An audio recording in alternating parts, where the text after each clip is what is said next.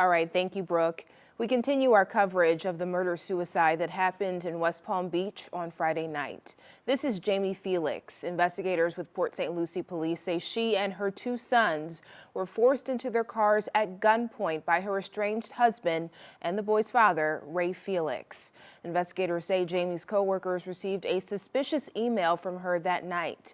Knowing she was going through a divorce with her husband, they called the police. Officers later learned that the email was sent when Ray Felix was holding Jamie and their kids at gunpoint. He then forced the two sons to drive a rental car behind the car he and Jamie were driving. They ended up at a hotel near Palm Beach International Airport where he shot and killed Jamie in front of the two children. Ray Felix then drove by himself to a rental car facility to return that vehicle before being confronted by officers. Dropped that car off. He was off the property when officers found him, at which time he pulled out a gun and fired a single shot to his head. Now, you have a family that's going to be scarred, children that are this is going to affect them for the rest of their lives. Jamie was a teacher at Manatee Academy. Those who are close to her say she was a beautiful soul who will live forever in the hearts of her loved ones. And with school resuming tomorrow, we are hearing what mental health therapists are saying about the next steps for Jamie Felix's students. Steve King joins us live with what those experts have to say. Steve. Jade, St. Lucie Public Schools leaders say grief counselors will be available at Manatee K-8 Academy, where friends of Jamie Felix say she taught 8th grade math. Now, a mental health therapist tells me that grief counselors are something that anyone affected by Jamie Felix's murder, especially children in her class, should take advantage of.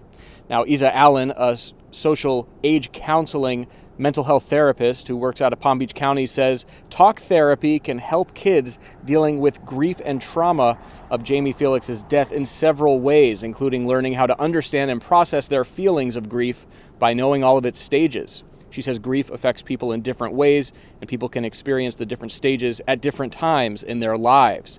She says it's also beneficial to do something special in someone's memory in a way that's meaningful, but the first step to beginning to heal is making sure students and staff see the grief counselors provided by the school district.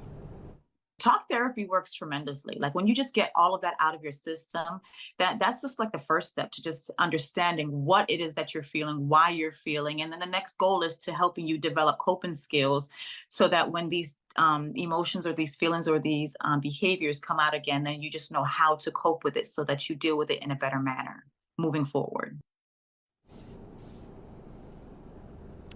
Isa Allen also says it's a must that the 17-year-old and 10-year-old who saw their father shoot and kill their mother right in front of them get therapy as well, and hopefully have a lot of support from their family members and their close friends. Reporting live, Steve King, WPBF 25 News.